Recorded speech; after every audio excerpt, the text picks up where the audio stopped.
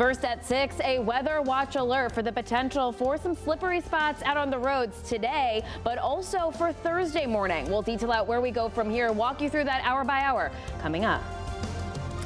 A man accused of stalking and then stabbing a woman inside her home is expected to appear in court. Also, there's a bill lawmakers are working on to try to make it more affordable to rent in Connecticut. We'll tell you all about it and share both sides of the debate. And ahead at 6:30, a decades-old film of former President Kennedy found, when it was taken, and how this rare gem was discovered. All local, all morning. This is Fox 61, Connecticut's news station. First at 6, we're in a weather watch alert for a potential wintry mix later this week. Good morning. Happy Tuesday. Thanks for being with us, America Arias. And I'm Tim Lammers. We'll have more on that. First things first, there's some snow showers, some rain showers to get through this morning. To be perfectly honest, coming in from the north, it was a nice sight to drive through. It wasn't sticking on the ground or causing too many problems, but it was big, fat flakes flying through the sky, Rachel Piscatelli. And it's been a while. Yeah, it has. It has been nice. a while. Kind of today is a nice little taste of winter because problems out on the road should be rather limited. It's that Thursday time frame where the concern is going to grow for the potential for some ice that could accumulate out on the road. So that is something that is a concern. But hey, right now we have to pay attention to the satellite and radar. We have some snow, but the back edge of this is already moving through northwestern Connecticut. So this is going to wrap up between 6 and 9 o'clock. Wanted to share some reports. Dennis in Bakersfield sharing that its temperatures are around 32 degrees. They've already accumulated about a slushy inch. Dan in Kensington already about 5:30 switched over to all snow. And Pat in Thompson said that he is all snow at about 5:30. Some lighter flakes there. So taking a closer look, you can see that we've had that back edge starting to work its way into Salisbury and Cornwall. So things are starting to wrap up for northwestern Connecticut. So this is not a long duration event. We have some finer flakes flying in northeastern Connecticut this morning. Along the Connecticut shoreline, it's mainly all rain because you'll take a look at the numbers that are in the upper 30s, so closer, well above that freezing point. We're closer to freezing towards Waterbury and points north towards Litchfield and Warren. At 30 degrees in Warren, it's 31 right now in Litchfield and 32 in Torrington. So that's why we're thinking a slushy coating in spots, but for the most part, we have the storm tracker out in Torrington.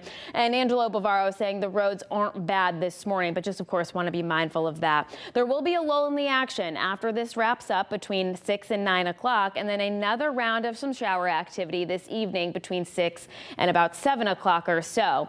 Then we are going to look at temperatures that'll be in the 40s for much of the afternoon. Tonight we're down into the 20s, and then we are under a weather watch alert. The day tomorrow starts off dry, and then we bring a rising chance for some snow late Wednesday into Thursday that may change over to a bit of a wintry mix that could lead to some icy spots out on the road. So Thursday morning is going to be a very dangerous look to the morning commute. So of course we'll walk you through that hour by hour and get you caught up on what you need to know coming up in just a bit. It's 6:03 right now. We want to get a check out on those roads. Lauren, are you seeing any issues? As of right now, Rach, no. Good. And that is some good news to report here at 6:03. Good morning to you, everyone. Happy Tuesday. If you are heading out on the roadways, just give yourself a little extra time to get where you need to go. We don't see ice or anything like that. Luckily, the temperatures are a little bit warmer and above freezing, so that is helping our case just a little bit. Let's bring you out into the Hartford area. The northbound side of I-91, we're seeing a little bit of heavier volume, but really nothing to complain about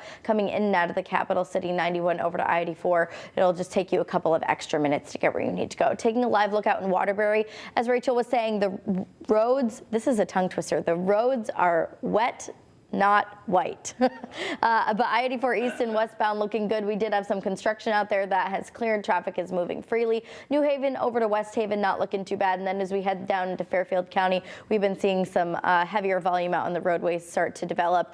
Sorry, this is not Fairfield County. This is in New Haven. Now, here we go in Fairfield County. This is over in the Bridgeport area. We're starting to see that heavier volume start to build up on the roadways. Now let's send things out to Fox 61's Angelo Bavaro. He is live out on the roadways over in Torrington in our Fox 61 Storm Tracker. Angelo, you were saying the roads aren't looking too bad this morning. Yeah, good morning, Lauren. Roads definitely manageable this morning. Want to flip things around, give you a look out here. This is a side street in downtown Torrington, and you can see some accumulation, a bit of dusting on this side road, but this is not the case around town. This is kind of the most extreme that we've seen so far this morning, but there is more accumulation on the grassy areas, as you can see, some of the cars that we're seeing this morning. Overall, as we take this turn onto Route 4, in Torrington, the roads just mainly wet this morning. That is the big problem. Not even a problem because it's definitely manageable, but just watch out. Take it nice and slow as you're driving around. We have seen the salt trucks out this morning as well, doing the best they can to get things salted, so the commute is easy this morning, but just take it nice and easy because still pretty dark out here. Some of these roads are winding, but overall definitely manageable. We have seen this wintry mix throughout the morning, more on the rain side right now. You can see that as those flakes hit against the windshield. They are definitely wet, and the roads, as you can see, very wet as well. But overall, no issues to report. We are live in the Storm Tracker this morning. I'm Angelo Bavaro, Fox 61, Connecticut's news station. Angelo, thank you. And to get the latest weather alerts where you live in Connecticut, make sure to download the Fox 61 News app. You can do so by scanning the QR code on your screen right now. The man accused of stabbing a Manchester woman in her home is expected to be in court for the first time today. Yeah, we first brought you this story as breaking news back on Thursday. Fox 61's Brooke Griffin is now live in Manchester with a greater breakdown of the case as it stands right now. Brooke, good morning.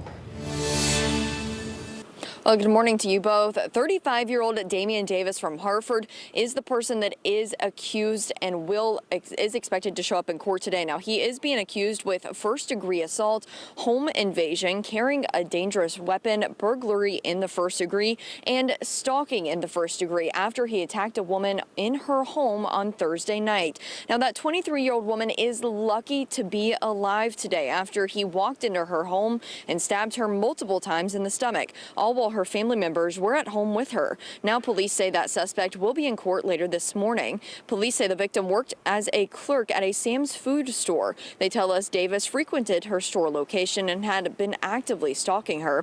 Investigators tell us Davis arrived at her home, stabbed her, and then ran away from that scene, causing a manhunt in the area for a few hours. Police say the girl survived and is in stable condition after her surgery. Davis was not found until noon on Friday, more than 12 hours after that crime happened. Police tell us Davis confessed to the stabbing and told police where to find the knife that he discarded when running away on foot from that home. And Davis is being held on a $1 million bond and again is expected, according to police, to be in court for the very first time later this morning. Live in Manchester, Brooke Griffin, Fox 61, Connecticut's news station.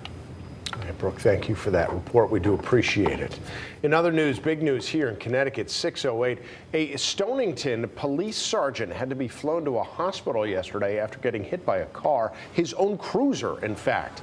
Police said Sergeant Mario Rotacco was off duty when he was hit, but he was working a detail for a line crew on Route 148 near the North Stonington town line. You can see that other car involved there, that maroon car. Police said that car hit Rotacco's cruiser and then pushed the cruiser into him.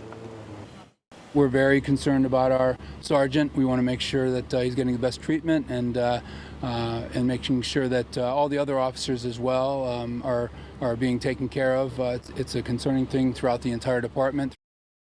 And Sergeant Rotacco is a 21-year veteran of the department. He was flown to Rhode Island Hospital in Providence, and as of this morning, we do not have an update on how he's doing.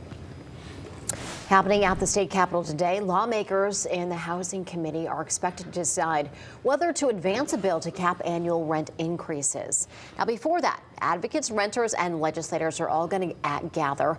They're going to rally up support for the measure. They say this measure would help people on fixed incomes afford their rent without the worry of it unexpectedly going up.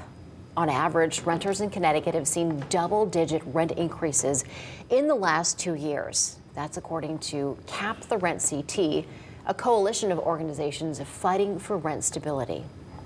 For some tenants, especially folks here in Hartford, they've seen rent increases of 30%, 40%, and no one's wages have gone up by that much. Now, on the other side of the issue, landlords argue that they're also impacted by rising costs, higher taxes, electricity rates, insurance rates, and more. And that makes it difficult to keep the rent low. Inflation is horrible. I mean, it makes us all enemies. You know, we're all being eaten by the same monster slowly. What happens is at some point, you know, if the rents can't keep up with the expenses, something has to give. And that was John Souza. He's the president of the Connecticut Coalition of Property Owners. He's going to be testifying against the bill, saying that there are other solutions to the problem.